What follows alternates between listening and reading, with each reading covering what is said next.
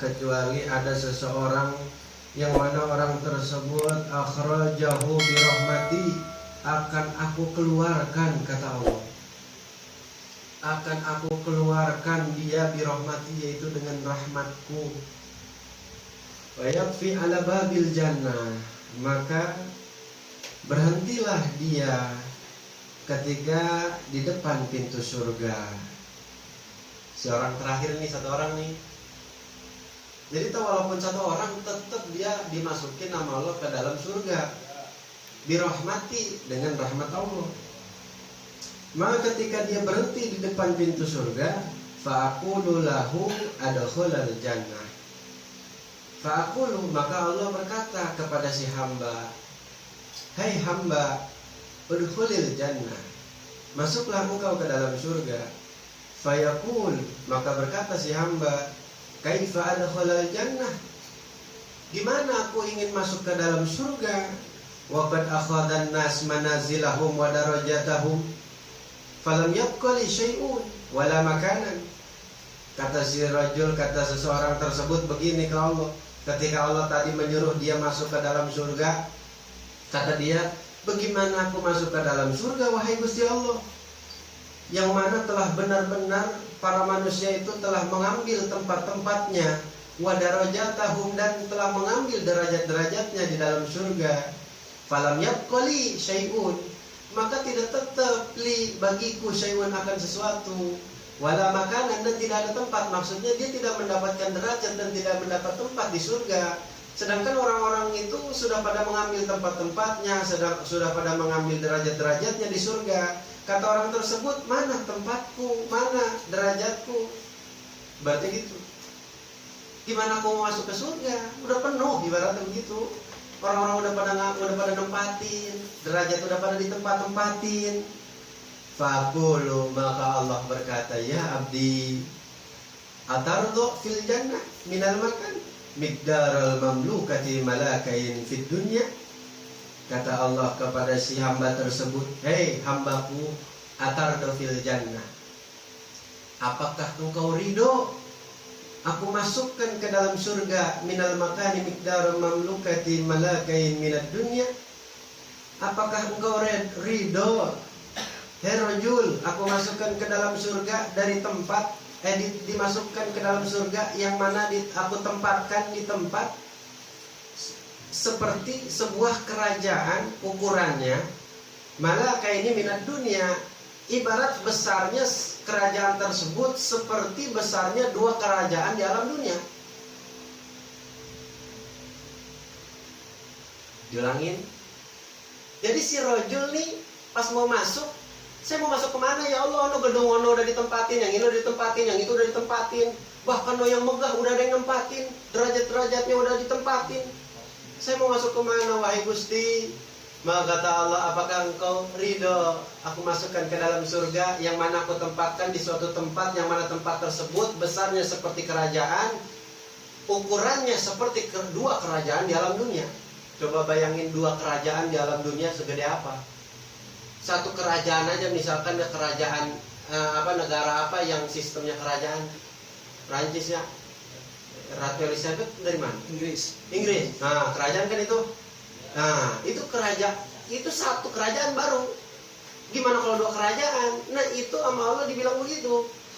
Aku tempatkan engkau di dalam surga, di mana di satu kerajaan yang mana ukurannya satu kerajaan itu sama kayak 2 kerajaan di alam dunia. Buat daya siapa? Sendirian.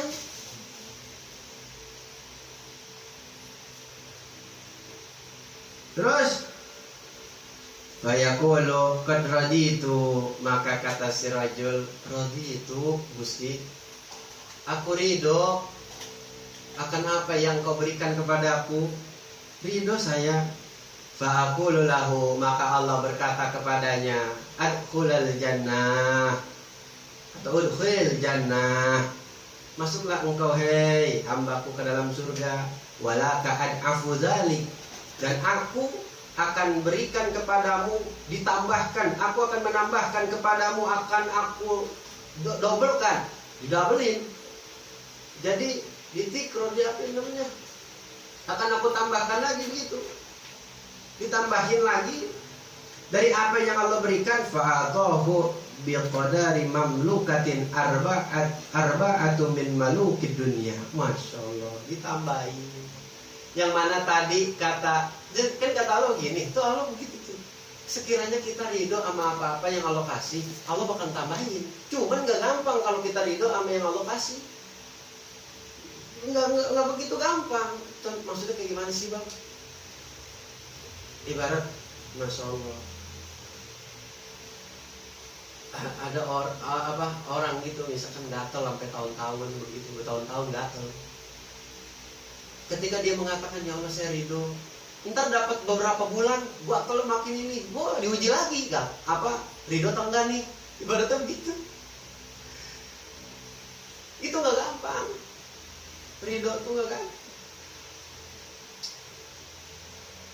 Baru ngelihat istri lain, wah si itu mah istrinya enak amat ya, begini, istri kita begini, ridho enggak kita? Kita punya orang tua begini, orang tua teman kita mah kayak begini, ridho enggak kita? Sekiranya pas lagi bagus mah kita ridho, pas lagi jeleknya orang tua misalkan begini, ya Allah, coba lagi, saya ridho apa enggak ya? Gak gampang. Bukan sekali ucap doang ridho, pas dalam keadaan beda berubah. Iya. Dalam keadaan nikmat, badan sehat, saya akan sholat. Tapi ketika dalam keadaan kurang sehat, dalam keadaan waktu sempit, ditinggal. Berarti kan nggak konsisten sama omongan yang pertama. Katanya mau sholat, saya kasih sakit, kamu lupa sama sholat.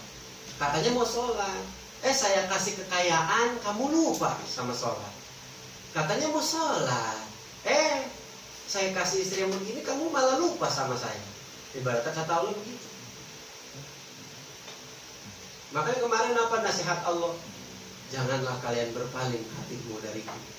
Aku akan menghinakanmu bila mana kamu berpaling, dan tidak akan aku tolong.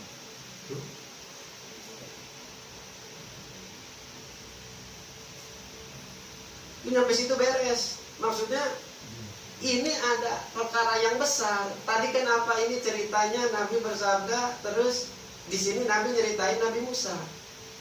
Nabi Musa nanya apa tadi? Nanya ke Allah, wahai Gusti, siapakah orang yang terakhir masuk surga? Di pikiran kita nih, logika nih kita, ibarat orang yang belakangan mah dapatnya sedikit, begitu kan? Iya, kita sholat Jumat. Kita sholat Jumat yang belakangan dapatnya cuma telur cecak doang, ibaratnya begitu. Orang yang belakangan masuknya yang duluan mah dapat pahalanya gede. Kayak sekolah aja sekiranya belakangan ya disetrap-setrap dikit mah sama guru BP. Iya. Ditanya Allah sama Nabi Musa, siapa sih orang yang terakhir masuk surga? Ini ada orang terakhir masuk surga dikecualiin sama Allah, tapi kecualinya pun tetap masuk surga dengan rahmat Allah. Udah lagi sama Allah dikasih satu kerajaan, yang mana satu kerajaan tersebut ukurannya sama kayak dua kerajaan di dunia. Ketika Allah tanya, Atardo, apakah engkau ridho dengan apa yang aku kasih? Kata si abdi apa? Rodi itu, aku ridho wahai Gusti. Ketika si hamba tersebut mengatakan aku ridho, kata Allah apa? Aku akan tambahkan lagi kenikmatanmu di dalam surga. Apa? Yang tadinya dikasih satu kerajaan sebesar dua kerajaan di alam dunia, sekarang Allah kasih satu kerajaan seperti 4 kerajaan di alam dunia. Masya Allah. Segitu orang yang terakhir masuk ke surga, dikasihnya sama Allah kerajaan yang sebesar 4 kerajaan di alam dunia. Bayangkan satu kerajaannya aja kita tinggal sendiri kagak habis. Segitu gedenya satu kerajaan di alam dunia, apalagi 4 kerajaan. Udah lagi belum dikasih kenikmatan-kenikmatan di dalam kerajaan tersebut. Ada gudang, ada gedong-gedong, ada rumah-rumah, ada kamar-kamar, ada danau, ada sungai, ada air, ada makanan, ada buah, ada bidadari. Allah, Masya Allah, nikmatnya. Tuh, Atardo, apakah kamu ridho? Maka aku akan tambahkan. Dengan ridho apa yang dikasih sama Allah itu tidak mudah. Kita harus usahain, kita harus latih. Agak puguh-puguh kita ridho. Iya, kita kudu latih. Sodako sekiranya jadi orang pelit, kita latih. Yang tadinya kita punya duit 10.000, kita paksa, kita sodakohin 8.000. Besok kita paksain lagi, kita sodakohin 9.000, kita megang 1.000. Sekiranya pelit. Nanti kita paksain lagi, kita cuma punya duit 10.000, udah kita kasih semua. Tuh, cara supaya terhindar dari pelit, supaya kita jadi orang yang baraan, harus ada usaha. Supaya pengen ikhlas, sama, kagak buku-buku langsung ikhlas. Emang dikata ikhlas gampang. Iya, oh guru ngaji mah harus ikhlas, ustadz mah harus ikhlas. Dia kata dia gampang kalau ikhlas, nggak perlu ngomong ikhlas. Sama para ustadz mah, dia mah udah pada tahu. Sama para ustadz aja abang mau santri. Para ustadz sama para kiai udah pasti tahu ikhlas itu kayak gimana. Nggak bisa diungkapkan dengan kata-kata ikhlas mah. Ikhlas itu bisa hancurin gunung, bisa ngancurin apapun yang berat, besi segitu gedenya, segitu beratnya, segitu kerasnya, hancur sama ikhlas. Gunung segitu gedenya gunung, hancur sama ikhlas. Iya, dan keikhlasan itu menjadi semangat di dalam diri ketika beribadah. Dan itu nggak gampang mencapainya. Ada orang wiridan, niatnya apa? Buat dapetin si A, buat dapetin si B, buat dikabulin ini, buat dikabulin itu. Iya. Kita puasa buat apa? Oh, faedahnya ini nih, ilmu, supaya saya didemenin orang, supaya saya dimudahin, supaya saya ini. Nah, ada maunya. Belum ikhlas berarti, masih ada yang dipinta sama Allah. Masih ibarat kita memuji Allah, ada yang kita mau, belum ikhlas. Tapi kalau udah ikhlas, kita hanya memuji kepada Allah. Terus kata Allah, lu minta nggak? Enggak ya Allah, saya cuma mau muji kepadamu. Masya Allah. Itu nggak gampang. Jangankan ke Allah, ke orang aja nih, ke manusia. Biarpun kita bilang, woi udah ini buat gue ya. Ya tinggal satu. Saya gue pengen banget, udah lama gue pengen. Ya udah dah. Ya udah, bener nih lu ikhlas. Ya udah ambil. Ntar ya pas sampai rumah, tadi gue kasih situan. Tuh ngomong tadi gue kasih situan sih. Nah itu masih ada yang nyangkut. Ketika tadi kita bilang, lu ikhlas ya? Iya gue ikhlas. Udah apa ambil. Pas sampai rumah, adanya minta, atau anaknya nanyain, atau ada temen yang bilang, weh HP lu yang kemarin yang udah rusak masih ada, gue bayarin ya. Ya, udah diambil sama situan. Terus kalau misalkan dia tadi nggak minta, mau gue kasih lu. Nah, nyangkut masih. Belum ikhlas. Kalau masih kita omong gitu, bilang aja udah nggak ada. Beda. Terus kata teman makin diinin lagi, kita bilang nggak ada, sama temen diginin, padahal mau gue pengen bayarin, berani tuh gue mau bayarin 1 juta mah biar kata udah rusak. Yang bener lu, ya elah mana udah diambil sama si Amuan. Dia omong sama kita, akhirnya nggak jadi ikhlas lagi, susah. Nggak gampang. Segitu ke manusia, kamu ke Gusti Allah. Yang ibaratnya kita sholat masih ada maunya. Apa? Kita keluar kemana, Masya Allah, masih ada ini, masih pengen ini. Tapi boleh bang begitu, ya itulah masih tingkatan kita. Sekiranya kita ngejalanin wiridan, sekiranya kita puasa, kita pengen begini, gitu masih tingkatan kita. Terusin aja. Jangan kita pengen lompat ke derajat yang selanjutnya, yang mana kita belum pernah melewati derajat sebelumnya. Bagaimana kita pengen naik ke kelas 3 kalau kita belum melewati kelas 1, kelas 2? Terkecuali khusus. Untuk orang-orang khusus yang emang Allah berikan kekhususiaan buat orang tersebut. Sekiranya para wali-wali Allah, orang-orang yang Allah berikan keutamaan-keutamaan. Iya, yang tahu-tahu dia kagak kudu masuk ini lagi, langsung kelas 3, kagak kudu kuliah lagi, langsung dapat gelar sarjana, langsung dapat gelar doktor. Ada yang emang benar-benar dapat gelar doktor walaupun kagak kuliah, atau kuliahnya sebentaran doang. Tapi ada yang emang kagak kuliah sama sekali dapat gelar doktor, ya beli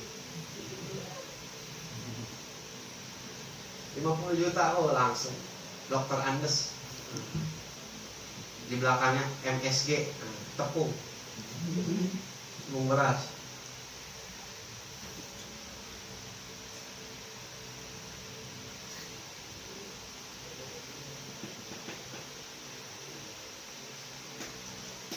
Itu mencapai ke derajat yang itu luar biasa tingkatannya. Sebelum menaiki tingkatan selanjutnya, ya kita masih dalam tingkatan yang ini, itu dijalani. Jangan kita bersedih hati, oh ya Allah, masih belum bisa begini, saya wiridan masih ada maunya. Ya jangan, udah aja, terus aja. Nanti lama-kelamaan kita makin ngerti, makin ngaji. Lama-kelamaan kita ngaji, makin ngerti. Ngaji, makin ngerti. Nanti makin ngerti lama-lama. Iya. Terus aja, ngaji lagi. Makin lama ngerti, makin naik tingkatan kita. Iya. Sekiranya kalian tahu abang dulu kayak gimana pakaian abang. Lagi ngaji hikmah 4 tahun sama abang. Abang ke Alfamart aja pakai gamis, pakai udang-udang. Iya. Pas udah ngaji kita dapat beberapa tahun, langsung pakaian besar itu ibaratnya abang udah mulai malu makainya. Sekiranya di rumah lain beda, tapi kalau keluar mau kemana-kemana malu, pakai peci putih, pakai sorban. Beda kalau lagi sholat Jumat, tambah sunat. Jangan kita takut ria, takut ini, takut itu, jangan. Sekiranya dia sorban pakai, bawa. Niatnya apa bang? Itsba' li Rasul, supaya kita ngikutin ke kanjeng Nabi supaya dapetin sunnah. Begitu. Jangan pakai sorban lepai ini supaya di orang-orang yang lewat pada saling. Jangan. Ya. Enggak begitu. Segitu singkatnya cerita ibaratnya orang yang paling terakhir masuk ke surga, sama Allah dikasih ganjaran yang luar biasa di dalam surga. Bagaimana yang di awal? Gimana yang di kedua? Pertengahan, pertengahan, mau akhir. Waduh, Masya Allah, kenikmatan pasti luar biasa besar. Ini baru gambaran yang paling terakhir. Segitu nikmatnya. Bahkan Allah tambahkan. Maka dari apa yang sudah tadi kita tahu tentang menerangkan daripada gambaran-gambaran keindahan surga dari yang diceritakan oleh Nabi melalui para perawi-perawi hadis, apa kata Musannif? Syekh Muhammad bin Abu Bakar al-Mashhur, beliau mengatakan, yakunu misla Khurasan wa Iraq wa Yaman wa Syam. Kata Musannif, ibarat satu kerajaan itu sebesar Khurasan, Irak, Yaman, Syam. Dibaratin sama Musannif nih. Tadi masuk kan kata abang, yang tadi abang nyontoin misalkan di Inggris ya, iya satu kerajaan. Iya, Musannif ngegambarinnya satu kerajaan itu ibarat Khurasan, Irak, Yaman, Syam. Ampura, seorang lagi.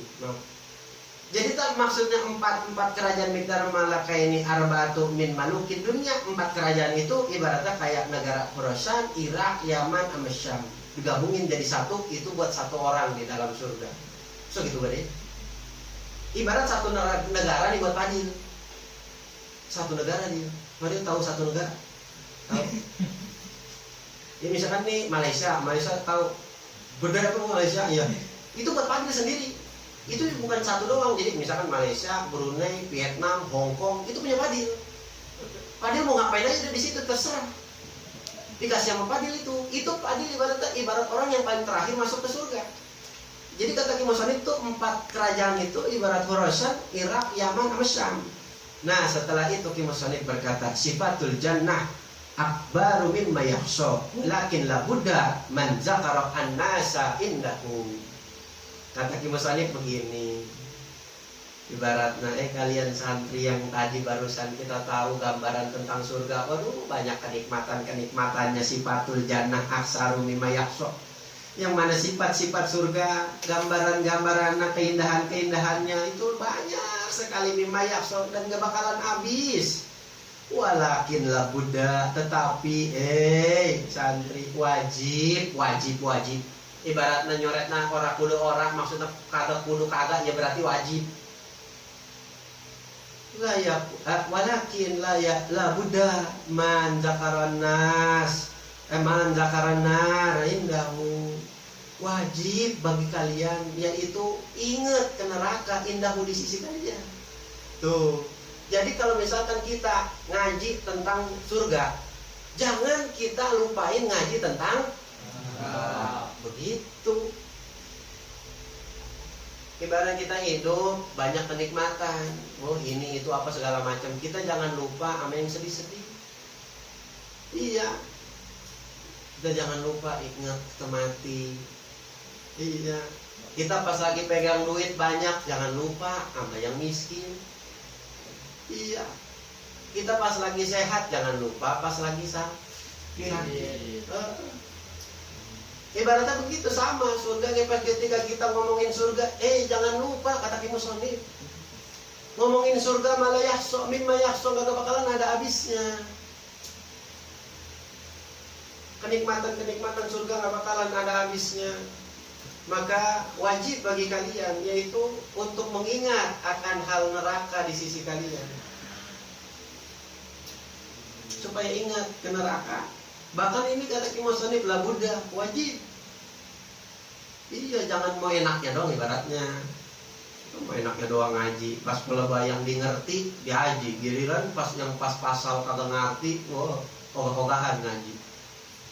Kan ngaji begitu, karena ini kita ngaji pasal nih di fikih misalkan. Pas lagi ngaji pasal sholat, ruku, sujud, kita udah ngerti nih, enakin. Kata abang langsung dijawab, nanya dijawab. Tahu pindah. Faslun fi bayani zakati. Di dalam menerangkan tentang zakat, onta, kambing, sekian dibagi sekian, sekian ditambah sekian, dikali sekian. Mulai males. Pulpen yang tadinya kencang dipegang, jatuh tuh pulpen. Yang tadinya mata tegar, langsung ngantuk. Iya. Itu sebenarnya cobaan buat kalian. Masih tetap serius nggak? Masih pengen bisa nggak? Apakah sudah cukup dengan apa yang sudah merasa bisa tadi? Apakah sudah merasa cukup ketika kalian udah ngerti tentang sholat? Ibaratnya gitu. Maka ketika masuk ke pasal yang kita belum mengerti, justru di situ kita harus lebih serius. Pasti begitu kerasanya keadaan kita pas lagi ngaji di pasal-pasal yang enak, pasal-pasal yang kita ngerti, ngerasa ini. Sama teman juga di samping, jawabannya ini ya, bilang, iya. Ada yang tahu nggak ini apa kalau sholat ini apa ada berapa? Kata itu, nih lu jawab, bener, tahu. Kita ntar pas pasal zakat, pas pasal apa? Pembagian ini apa buah. Aduh.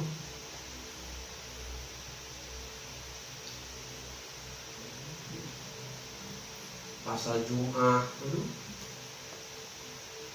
jamaah, mulai udah ribet, apalagi dipatunguin, masya Allah. Tapi kalau udah ngerti, nikmat. Justru kita untuk mendapatkan kenikmatan ya kudu berusaha dulu, kudu susah-susah dulu. Kemarin apa lo bilang, kita makan pengennya enak melulu, pengennya ada aja, pengennya langsung cepet aja, nggak pengen susah, pengennya langsung sampai, nggak mau sabar. Makanya kata Allah, innallaha mas-sabirin itu nggak gampang. Gampang, kadang-kadang kita aja ngomong innallaha mas-sabirin. Kadang-kadang enakin, sabar, innallaha mas-sabirin sesungguhnya. Si artis-artis, sabar. Sesungguhnya Allah itu berserta orang-orang yang sabar. Kata gampang sabar. Masya Allah.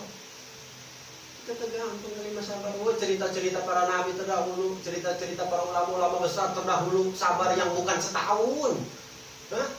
Bisa 10 tahun, 20 tahun, 30 tahun sabar. Masya Allah. Nggak udah jauh-jauh. Masya Allah. Ibaratnya apa yang kalian rasain, apa kalian yang pengen, yang sampai sekarang kalian belum dapetin. Iya. Apakah sabar? Ini ngaji salah satunya, kita sabar. Sabar kita buat maksiat sabar, buat ibadah juga sabar. Ibadah kudu sabar bang, iya. Ibadah kudu sabar. Ya kan kadang-kadang kita punya gambaran. Saya pengen buru-buru ngaji, saya pengen buru-buru sholat, pengen buru-buru udah juhud, pengen buru-buru buka. Itu mah. Saya pengen buru-buru begini, saya pengen buru-buru begini. Padahal yang kita pengen buru-buru itu kan agama, ibadah. Tetap buat beribadah pun kita kudu sabar. Tetap kudu sabar. Iya. Ibarat ngaji masalah ngaji sampai ngantuk-ngantuk sampai sahur, masalah enak jasa jabang menyurahin, mari ngerokok sampai ngopi, nyoret secepat-cepatnya, wah, tuh ayo gantiin sekiranya bilang enak, ya, tiba nyoret, kagak kudu buka kamus, bilang enak,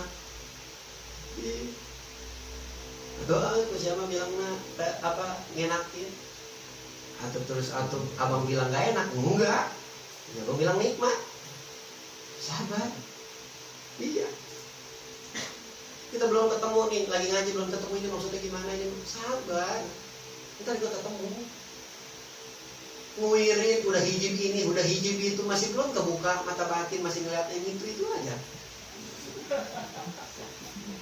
iya insya Allah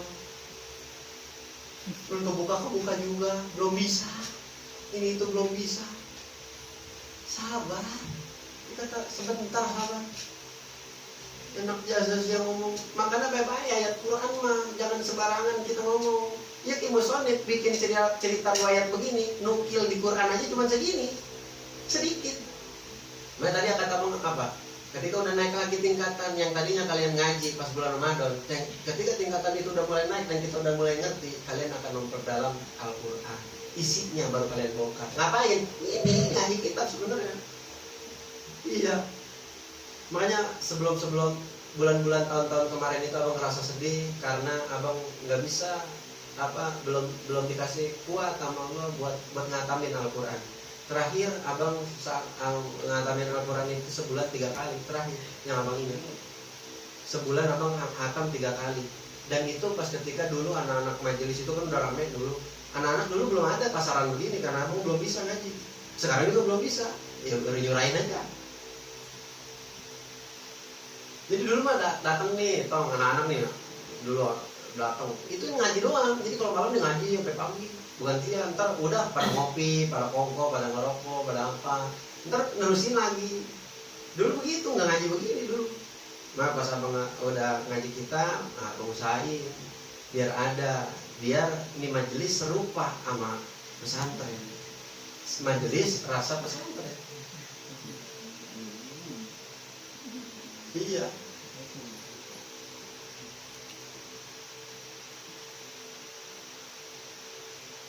yang mana abang kuatin, yang lain-lain ya nggak gampang ngikutin para guru-guru ngambilnya salafus sholah ngikutin salafiyah nggak gampang nerima ini, nggak gampang nerima itu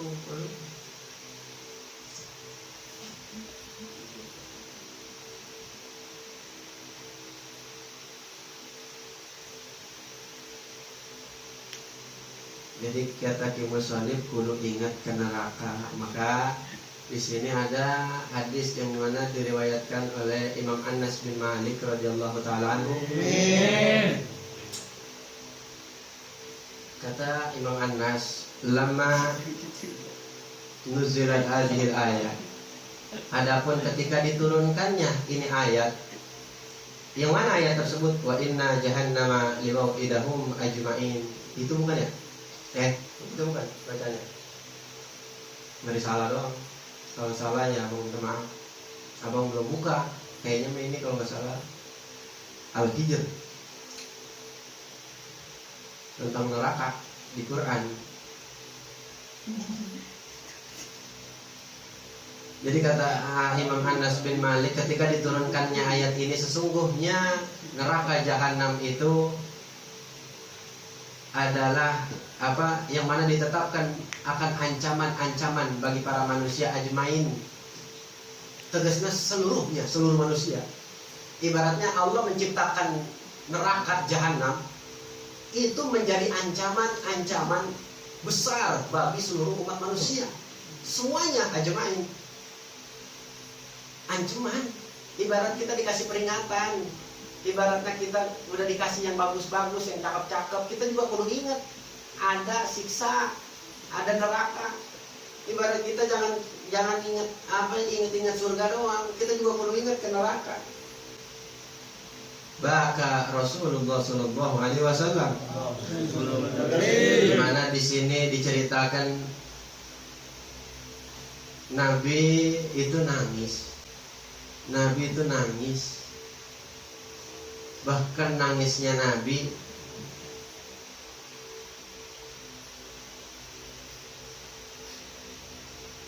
baka asyadidan. Nangisnya Nabi itu luar biasa, yang banget-bangetnya nangis. Ibarat kayak kita mah, bahasa kita mah kejer begitu. Kejer. Apa sih perkara yang bikin Nabi itu nangis sampai kejer? Ibarat nama bahasa kita kejer, penangis. Situ anak nangis pakai kejeron. Nah, ibaratnya kanjeng Nabi nangis baka asyadi, banget nangis. Bahkan ketika kanjeng Nabi nangis, segitu terseduh-seduhnya kanjeng Nabi nangis, wabaka ashabi. Nabi nangis, maka para sahabat pun ikut nangis.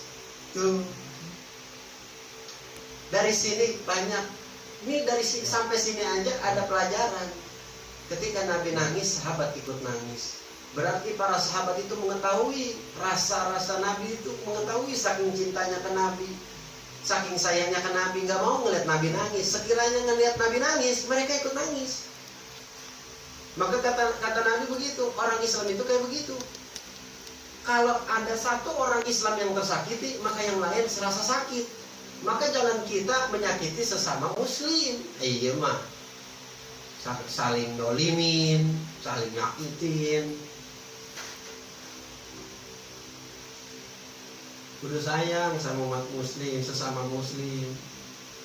Ibarat lebah Muslim kan. Senang semua, sakit semua. Ibaratnya gitu.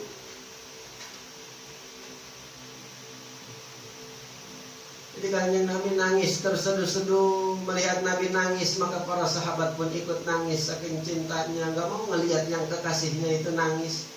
Gimana sih kita ngelihat orang yang kita sayang itu nangis, pasti kita pun sedih. Begitulah perasaan para sahabat kepada kanjeng Nabi. Mungkin perasaan yang dirasa oleh para sahabat itu lebih dari apa yang kita rasakan. Karena sebegitu cintanya para sahabat. Kok bisa begitu sih bang? Kok abang bisa bilang begitu? Para sahabat itu lebih memilih Nabi dibanding keluarganya. Iya. Sahabat Nabi itu lebih memilih Nabi dibanding para keluarganya.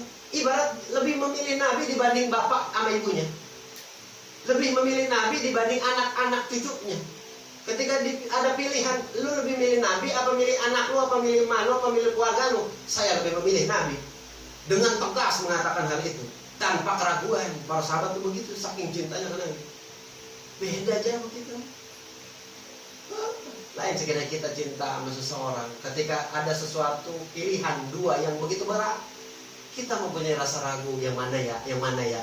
Tapi sahabat ketika kecintaannya kepada Nabi sudah tidak diragukan lagi. Bela-belain mati buat Nabi. Iya. Bukan Nabi yang cinta sama Nabi itu bukan non manusia doang, malaikat, makhluk, bahkan Gusti Allah. Jibril pas kanjeng Nabi ditimpa pelipis sampai berdarah, Jibril langsung datang.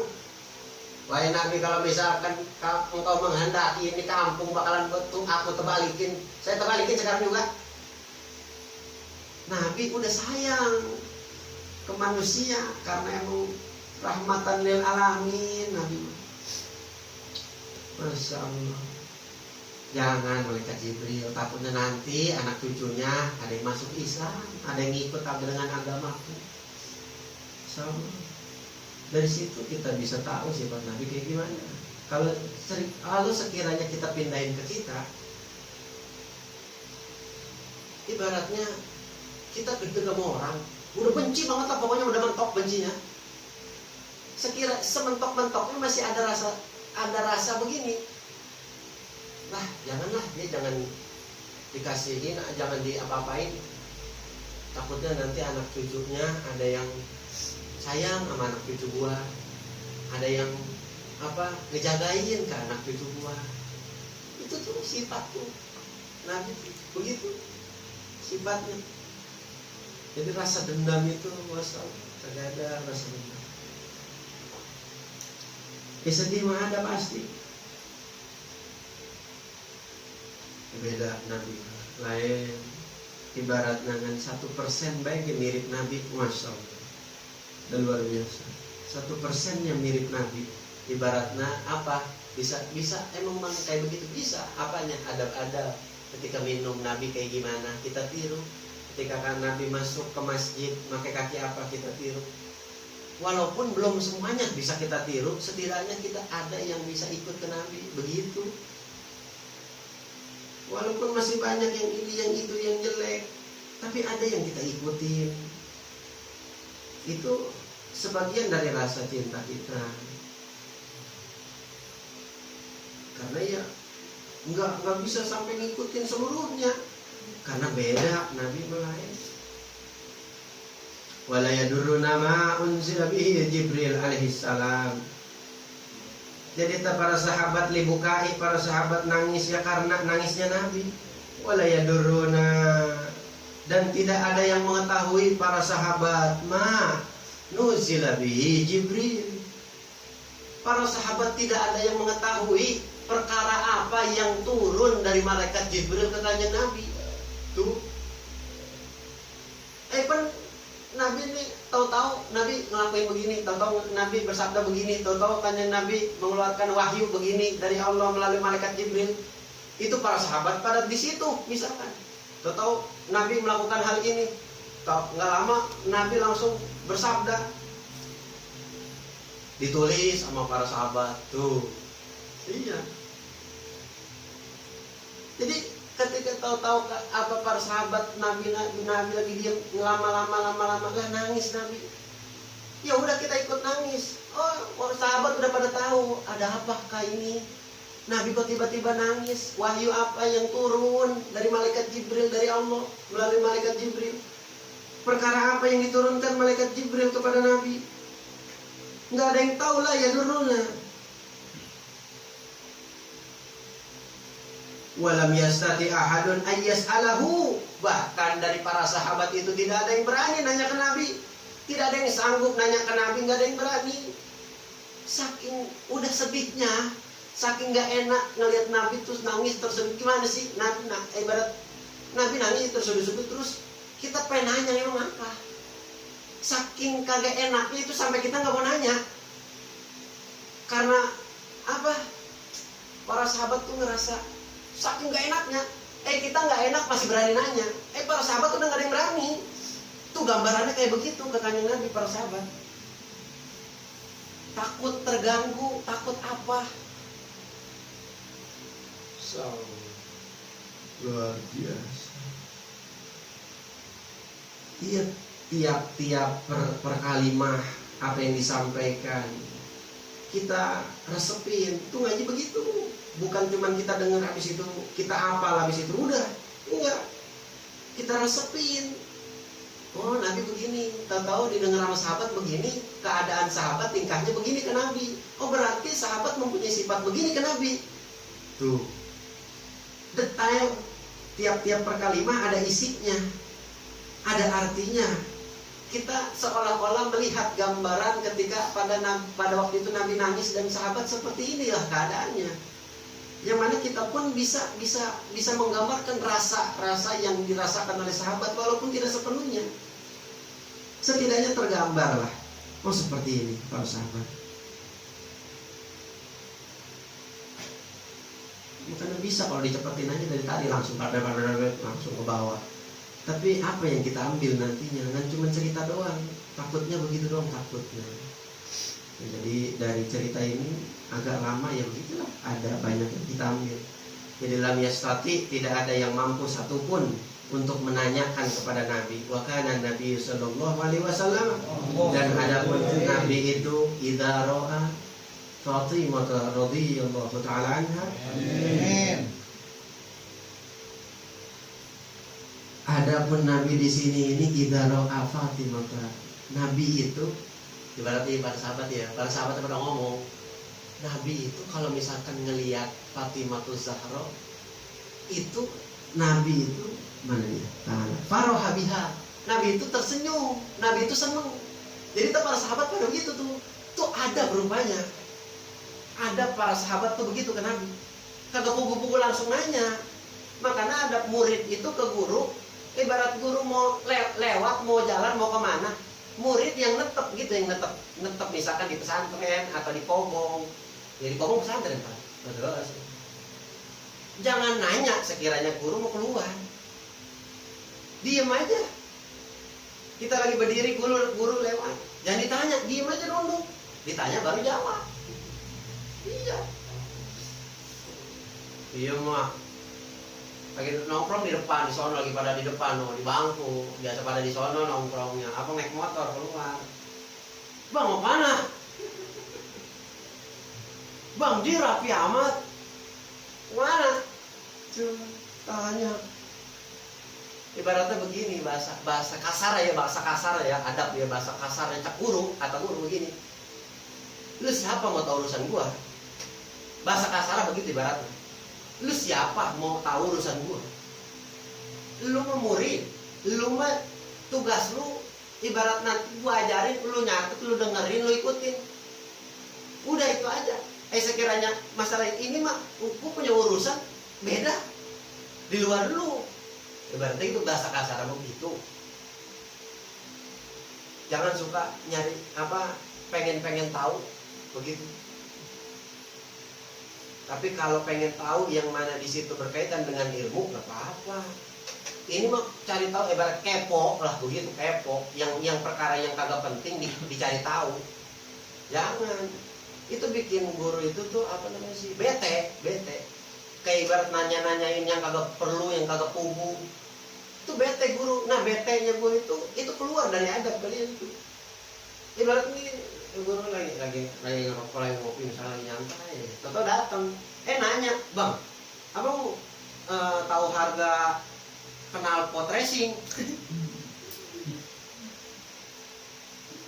Lu nanyanya ke seberang lu, abang Padil, bol, knalpot itu harganya berapa? Lah itu mah 150-an. Lah abang lagi ngerokok, lagi duduk, ibaratnya apalagi lagi buka kitab begitu, lagi baca-baca hadis misal walaupun ya kalau lagi ngaso ya kagak, ya lagi begini aja ngaji. Kalau lagi nyantai ya nyantai aja, baru ngopi. Misalkan lagi begini, contoh ditanya, bang harga knalpot berapa bang? Mobil ini mantep bang ya? Udah. Nanya yang di luar, yang kurang penting, yang kagak pugu ditanyain. Ya lu mah ditanyain gitu mah, lu tanyain ke gua. Ibaratnya begitu tuh. Basa-basi juga yang bener. Yang basa-basi juga yang masuk akal. Kadang guru ngemaklum, kadang guru nggak ngemaklum. Guru juga manusia, ada waya-wayanya mood hatinya memaklum, ada ketika wayanya nggak mood hatinya, akhirnya malah timbul bete, nggak enak. Iya apaan sih lu, malah gedeg jadinya, atau malah benci jadinya, malah nggak suka. Ngomong mulu lu dia mah, ntar ibaratnya nanya mah tapi nggak dipakai. Ibaratnya begitu. Nanya mulu lah, nanya ini lagi kemarin kayak yang gua kasih tahu nggak dipakai. Ada rasa malu sekiranya apa yang ditanyain lagi padahal yang kemarin nggak dipakai. Itu adab itu. Jadi ya kalau kayak begini mancing kalian pulang ke rumah, ya sekiranya ngelihat abang di jalanan, dari mana bang? Begitu nggak apa-apa. Ya mau mana? Selalu sehat bang. Berarti itu basa-basi gitu nggak apa-apa. Cuman kalau masih di dalam satu pondok begini, abang mau keluar gitu ditanya, yang mana tadi lu baru ketemu sama abang, di depan nanya, kemana bang? Jangan, sekiranya emang di luar ketemu lah abang. Nanya begitu masih mending begitu mah. Ya pun kalau ketemu kabur. Gak ada abang kabur. Tapi enggak sih mana alhamdulillah kalau ada abang loh. Kecuali kalau lagi pasar malam. Langsung hilang hadir. Udah Bang Fajar lewat. Abang mau nungguin di sono, ini anak kagak lewat. Rupanya nungguin dia, biar ntar Bang Fajar pulang baru kita ke sono. Pada ngumpat dulu.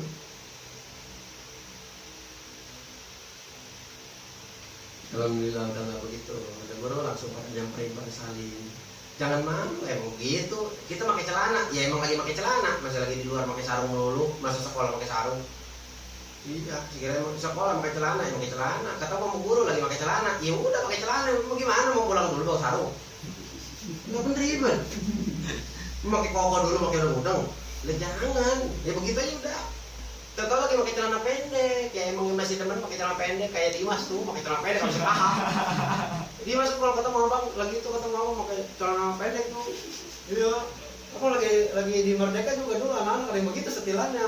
Pendek jas aja kayak cewek.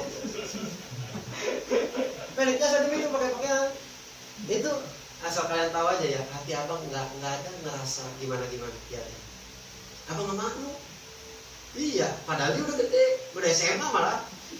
Iya, udah SMA. Ibarat ya emang dia dari kenapa abang nggak maklum? Karena ketika bertemu abang itu terbesit di wajahnya itu abang melihat arti dari wajahnya itu dia mempunyai rasa malu. Iya. Terkecuali pas ketemu abang pakai celana pendek begini nih, pendek casok. Ketemu abang, mau Pak ajar, mana Bang? Sehat. Mukanya nggak ada rasa malu tuh nggak ada, rasa nggak enak tuh nggak ada. Tapi yang abang lihat di wajahnya Dimas itu ada rasa nggak enak, ada rasa malu. Iya, gimana Dimas kalau lagi malu? Iya Bang, iya Bang. Dimas nggak ngaji di itu apa di sini itu lagi ini Bang. Oh iya ya udah. Nggak maklum jawab. Kenapa? Ada adab yang masih ada. Kenapa? Apa adab yang masih ada? Ya itu rasa malu terhadap guru. Tapi jangan lari, nyamperin aja mau gimana? Iya, nggak ada rasa gimana di hati abang nggak. Ibarat itu kalian takut ya, abang ngomong, saya jangan pakai celana pendek di luar, di majelis mau pakai sarung, di luar pakai celana pendek biasa. Enggak begitu abang. Enggak, biasa aja. Lu nggak tahu anak muda lu lagi pada main, lagi pada nongkrong, gaya-gaya lu, setil lu, zaman sekarang kayak gimana gayanya lu lagi pengen ngikutin, yaitu di zaman lu, di masa lu, yang mana lu masih penasaran begini. Abang tahu, abang pikirin ke situ, oh masih, ya udah, apa, cuma pakai sarung, jangan pakai celana pendek. Iya, betul-betul gua, di mana lu abang kemarin gua pakai celana pendek ketemu abang nggak marah loh, berarti boleh dong ke majelis pakai celana pendek. Enggak begitu juga, jangan begitu mikirnya. Lain, terus, jadi kata para sahabat, Nabi itu seneng kalau misalkan melihat Fatimah. Ya Allah, abang nggak bisa pengen nerusin ngaji kalau belum ada yang abang pengen sampein yang udah ada di hati abang, yang udah ada di pikiran abang. Abang nggak mau nerusin.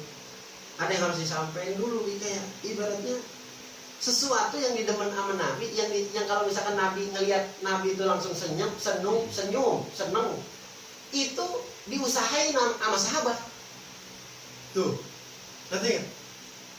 Kegambar nggak, kebayang nggak bagaimana para sahabat adabnya ke Nabi? Jadi mereka itu tadi apa di sini? Mana dia?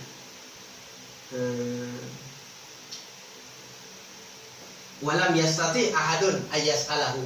Tidak ada satupun dari sahabat yang berani nanya ke Nabi. Gak ada yang berani. Nah dari situ ada solusi ada. Ibarat nih lagi kumpul nih anak-anak sama gurunya misalkan. Tahu guru dalam keadaan kayak begini. Sedangkan nih murid-murid lagi ada yang pengen ditanyain. Tapi si murid ini keadaannya takut buat nanya ke guru. Maka ada sesuatu yang menjadi solusi supaya dia itu bisa nanya. Atau guru bisa ngeluarin sesuatu dengan menjawab pertanyaan apa yang ditanyakan sama si murid. Walaupun nggak lewat nanya. Ibaratnya gitu. Contoh gini misalkan lagi pengen nanya, Bang, misalnya yang pengen ditanyain sama Nana, Bang, apa ya? Kalau ilmu yang kemarin abang kasih itu caranya Anu binti Anu apa bukan sih? Misalnya yang ditanyain gitu tuh kemarin kan lupa. Tahu-tahu ngelihat anak datang nih 3 orang nih. Pas ngelihat ada abang tahu-tahu lagi ngopi, kan kelihatannya muka abang lagi kurang mood. Kelihatannya muka abang kok kayaknya lagi sedih ya abang ya. Kata anak-anak nih yang 3 nih, kayaknya abang lagi kurang enak. Kayaknya abang lagi kurang mood dah. Gimana ya caranya ya? Nah, tuh begitu tuh para sahabat tuh. Jadi nggak punggu-punggu nanya ke Nabi. Nabi emang apa? Ibaratnya nggak pukul-pukul ini si murid datang langsung nanya, nggak ngelihat lagi keadaan gurunya kayak gimana. Ibarat contoh kasarnya, guru lagi sakit, lu egois cuma nanyain apa yang lu pengen tanya. Lu pengen tahu ilmu yang ibaratnya lu terima dan lu pengen bisa itu, terus lu tanya ke guru dalam keadaan guru lagi sakit, lu tanya itu dengan egoisnya itu, lu nanya ke guru tanpa ngelihat lagi guru keadaannya kayak gimana. Sadisnya saya murid, nggak mikirin bagaimana perasaan guru, keadaan guru, ibaratnya kayak begitu. Dan keduanya itu pun harus ada adab, ibaratnya itu. Si murid harus ada adab, baru di situ guru bisa menilai. Makanya abang bisa menilai. Apa tadi siapa namanya? Dimas. Kenapa abang di hati abang nggak terasa ada apa-apa, gimana nggak ada, biasa aja. Bahkan abang maklum, bahkan abang seneng, bahkan abang ngedoain. Iya.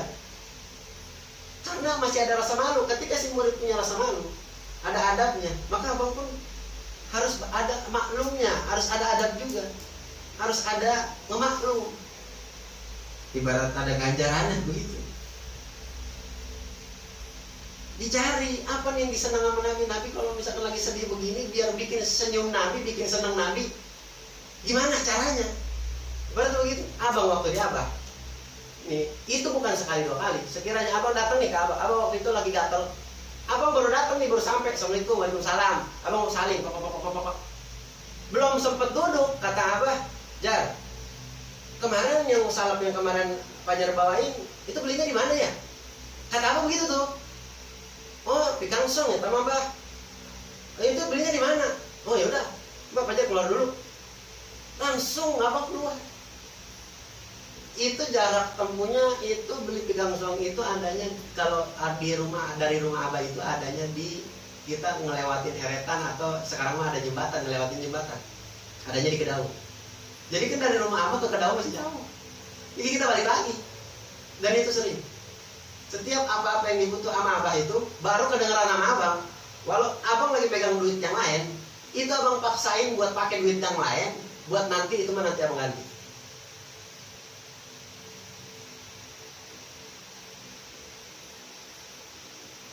Waktu terakhir abang dijajahin sama Abah. Waktu buka, abang apa namanya, lasuran, sedekahan boleh ngejajahin itu satu orang yang kagak sedikit. Kebuli ayam sama kebuli kambing, sama kebuli sapi, ayam sama sapi atau sama kambing? Ayam sama kambing gitu. Ayam sama kambing.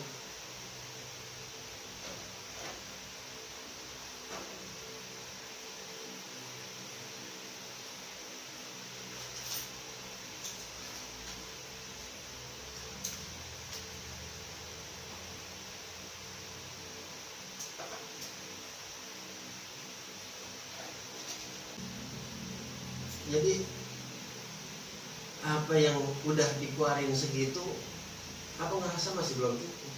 Karena ilmu yang diberikan kepada kita itu nggak bakalan bisa dibayar dengan apapun. Duit kita ini nggak cukup buat ngebayar ilmu guru, nggak cukup. Karena dengan kita memikir ke situ, kita belum mampu buat ngasih ini, buat ngasih itu. Apa yang harus kita tunjukkan ke guru? Ada takjil, hikmah, udah itu. Gak kudu yang gimana-gimana.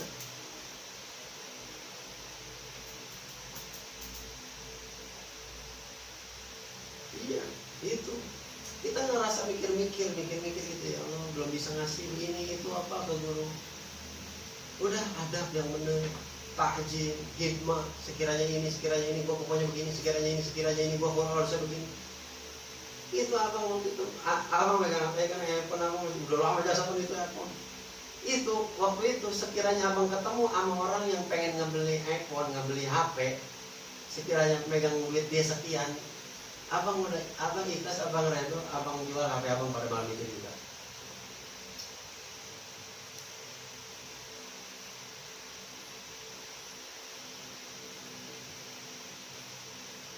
Sampai segitu, ibaratnya segitu pun belum ada apa-apanya. Apa ngerasanya masih jauh, nggak ada apa-apanya.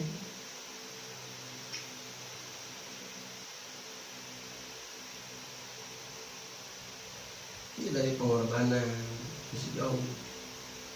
Jadi kata sahabat itu, Nabi itu senyum kalau ngelihat Fatimah Zahra.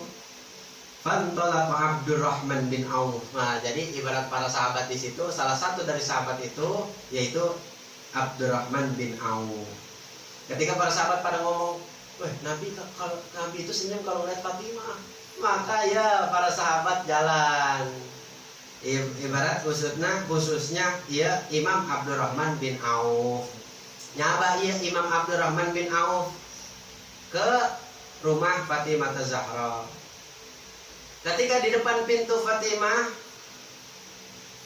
Siti Fatimah, di riwayat Umar bin Khattab radhiyallahu taala anhu, di riwayat Umar bin Khattab itu begini,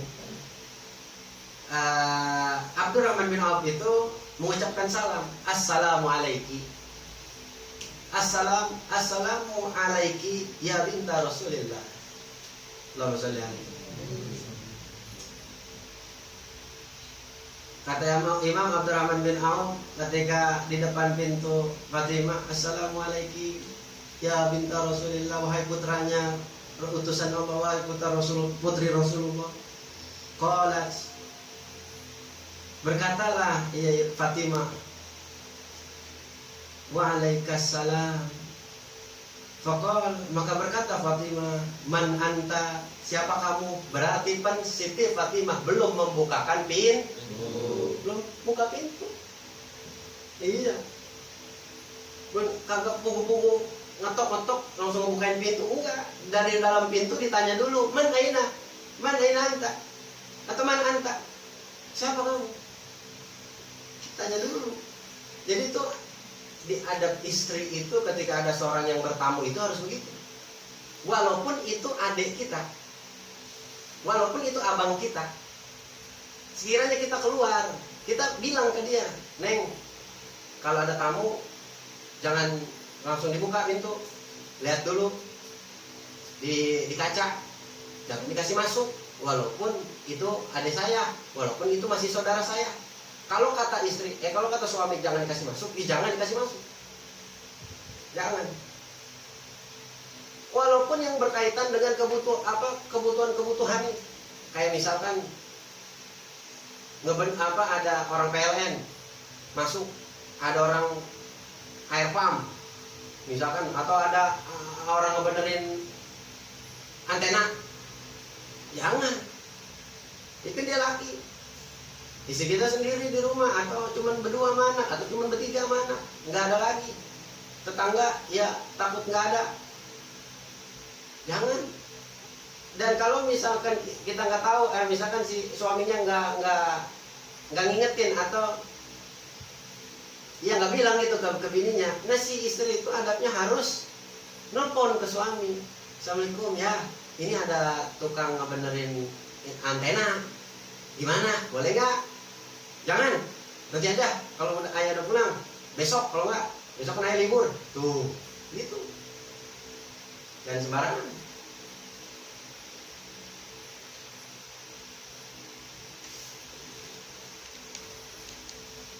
Perempuan mah kudu kita jaga, iya. Dan ngejaganya kita, ya itu tadi, kudu ada ilmunya, kudu ada peringatan. Nah, perempuan mah gitu, emangnya nggak gampang, gampang. Kalau udah katanya ini semua perempuan. Ada yang udah ngerti kan, ada yang belum. Man anta, siapa kamu? Faqal, ana Abdurrahman bin Auf. Aku adalah Abdurrahman bin Auf.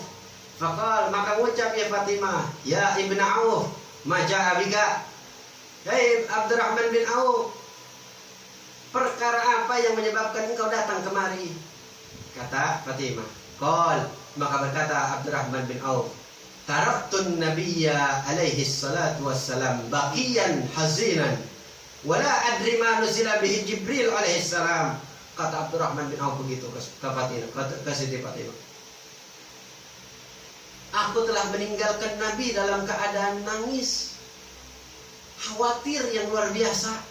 Wala adri ma nuzila bihi Jibril. Tidak ada satupun yang mengetahui apa yang turun daripada malaikat Jibril ke Nabi.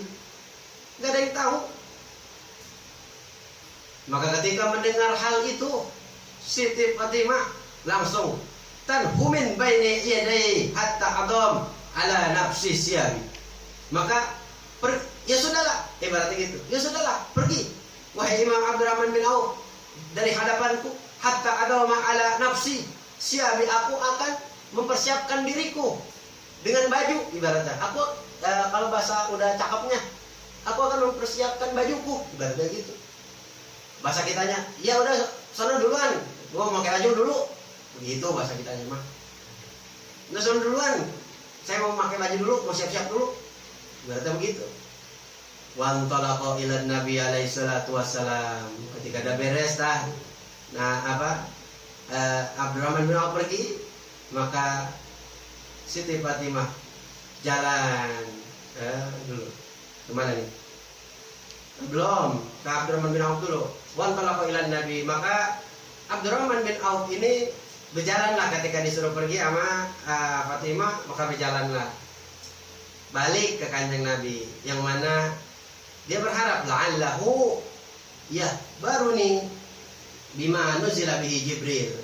Jadi ketika dia mau balik kepada kanjeng Nabi, ini Abdurrahman bin Auf berharap di dalam dirinya, berharap semoga Nabi menceritakan kepada kami akan perkara yang diturunkan oleh malaikat Jibril.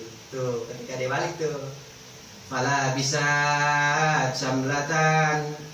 samlatun hulqan qad khita bi asna asyara makanan bisa fi warakin nakhli. Fala bisa, maka keluar, maka memakailah, ibarat kata memakailah eta Fatimah Az-Zahra, yaitu dengan selimut yang mana sudah usang selimut tersebut, udah kumuh. Qad hita bi asna asyara makanan, yang mana ditambel selimut tersebut sampai 12 tambelan, 12 tempat, yang mana ditambal terus ditutup-tutupin lagi, bisa fin warakin nahli, ditutup-tutupin sama pelepah korma, sama dedaunan sama pelepah korma. Masya Allah, Siti Fatimah Az-Zahra keluar dalam keadaan seperti itu, bukan dengan pakaian kerajaan, bukan dengan pakaian yang mahal, keluar dengan pakaian yang dengan 12 tambelan selimut, 12 tambelan ditambal sama pelepah korma. Masya Allah, segitu anak Nabi yang paling mulia di muka bumi. Karak anak RT, karak anak RW, karak anak anggota DPR, karak anak presiden, karak anak iya. Pang jumawa na ngakuin, aya mah anakna ieu. Ulang anakna ieu. Gengsi. Kudu begini, pakai ini, kudu pakai itu, kudu pakai ini. Mau pinjam segala, ngutang sabodo. Yang penting mah gengsi.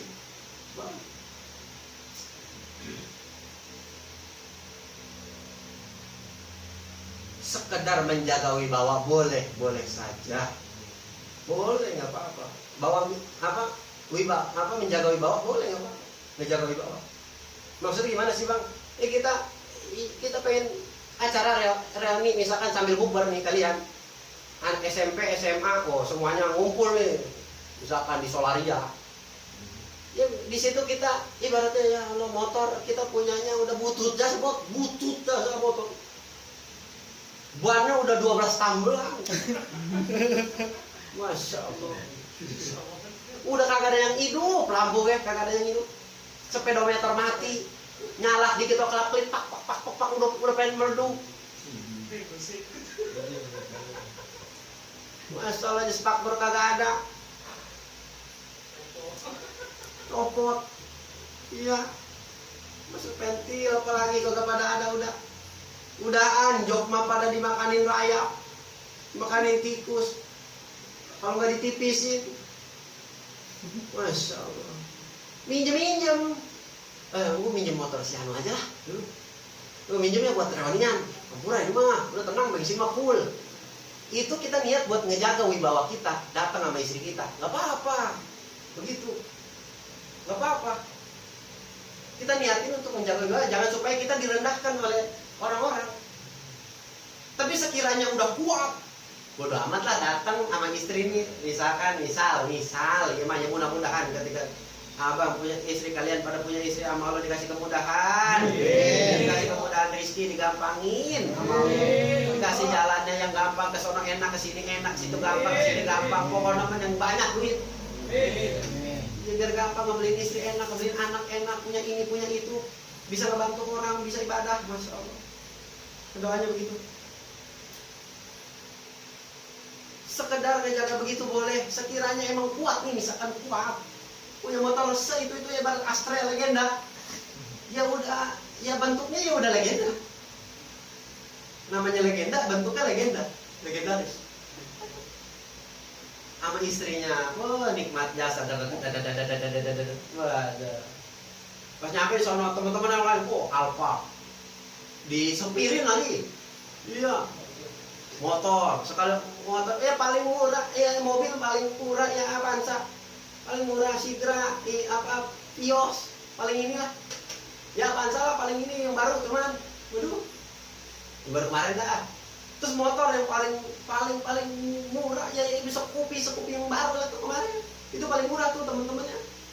Dia ini udah kuat tuh datang naik Astrea. Ya Allah. Naik Astrea datang, tapi kuat udah biasa dan istrinya pun kuat. Kenapa? Karena ada agama. Yang bikin kuat itu apa? Iya. Bikin kuat tuh agama. Nih buat itu agama datang sama anaknya, dengan bahagianya langsung datang, nggak ada muka sedih tuh nggak ada, seneng aja. Assalamualaikum Pak bro, wih, Mas lo punya anak 2, Mas lo takut amat anak lo, Mas lo, nih kenalin bini gua, ini anak gua, iya gua udah kenal kan bini lu mantan gua, oh iya, santai Mir, santai aja begitu mah, apa. Ada Samir kalah sikap dia, kalah wirid. Waduh, itu kalah wirid, kalah ganteng, mau kalah ganteng. Waduh, Masya Allah. Iya pas datang gitu kita timbulin wajah seneng. Jangan kita ngerasa sedih, jangan. Kalau udah ada agama tuh begitu kuat.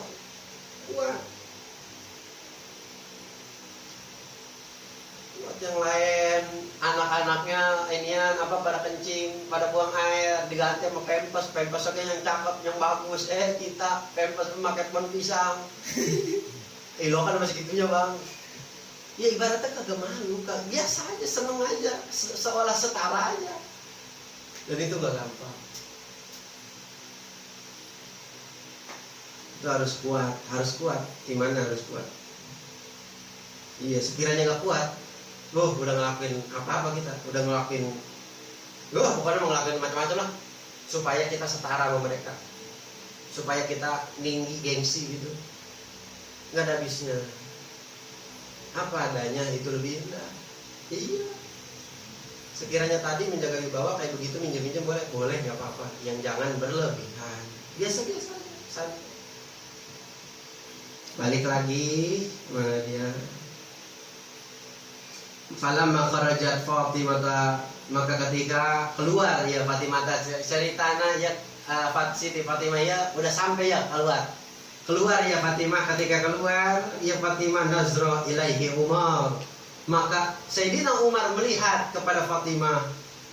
Ketika Umar ia melihat kepada Fatimah yang mana tadi keluar dengan selimut yang usang, yang udah ditambal sampai 12 tambelan, pakai pelepah korma. Ya Allah, kita ngegambarin ya anak kandung Nabi ya. Masya Allah, kita malu sekiranya kita ngebohong baik pakai pakaian bagus, ngebohong. Ketika Umar yang ngeliat kepada Fatimah, itu Umar sampai begini gambarannya. Fawadha'a yadahu ala ra'si, Sayyidina Umar megang tangannya ke kepala. Ketika ngeliat Fatimah keluar pakai selimut doang, ditambal selimutnya 12 tambelan, pakai pelepah korma. Bayangkan keadaannya kayak gimana. Itu Umar ketika ngeliat Fatimah megang tangannya ini ditaruh ke kepalanya. Ya ibaratnya begitu. Bari ngomong, ya haznahu li hazni binti Nabi Muhammad sallallahu alaihi wasallam. Masyaallah. Mas sambil megang kepala. Tapi megang kepalanya bukan kayak gambaran yang kemarin. Gambaran yang kemarin megang kepala, hilokan. Enggak begitu. Megang ke kepalanya ini Sayyidina Umar sedih. Itu tadi sedih. Ya haznahu li hazni binti Muhammad sallallahu alaihi wasallam. Masya Allah. Betapa kasihannya engkau putri Rasulullah. Tuh dengan sedih menunjukkan rasa sedih, bukan gembira, bukan senang. Enggak. Kita makan ngeliat teman kita keluar begitu jelek, kita mau pakai pakaian yang berbagus, atau teman kita datang, langsung dicengin habis seperan sama kita. Iya. Kalau belum nangis mah dia, belum ntar pas pulang di grup rame lagi. Sampai ketidur bangun tidur besok sampai 3 hari lah. Minimal masih aja, entah ketemu begitu lagi lah si ituan yang pakai celana baggy, dimasukin pakai plastik, udah gak nyaman baggy. Iya, lu masih pakai baggy aja, selimpit, bahan, sepatu orang kerja, kulit, mereknya kayak krokodil. Iya,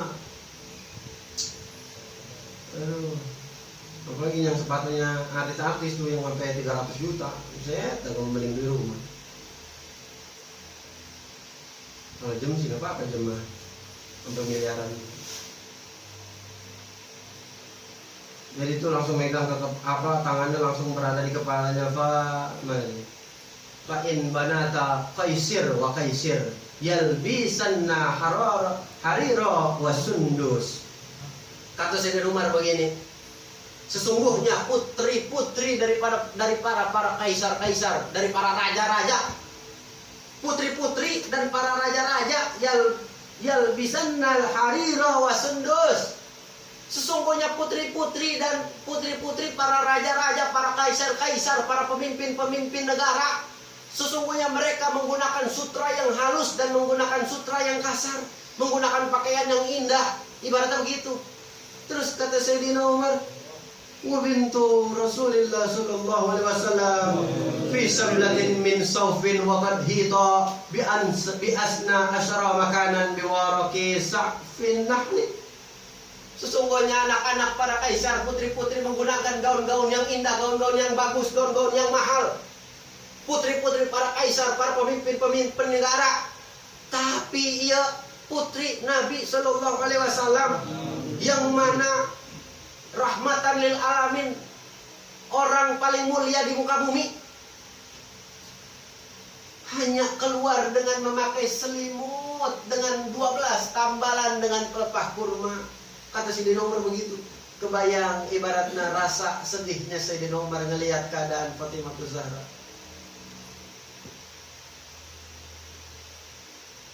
Maka falamma dakhala, ketika masuk, ya maksudnya dakhalat di sini bertemu, artinya bertemu ya Fatimah kepada Nabi. Maka Fatimah berkata, ya Rasulullah, ala tara anna Umar yata'ajjaba min labasi.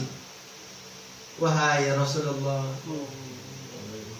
apakah engkau tahu sesungguhnya Sayyidina Umar anta'ajjaba min labasi, sesungguhnya Sayyidina Umar melihat akan pakaianku ini, anta'ajjaba, dia terkejut, dia kaget melihat pakaianku ini, wahai Rasulullah. Masya Allah.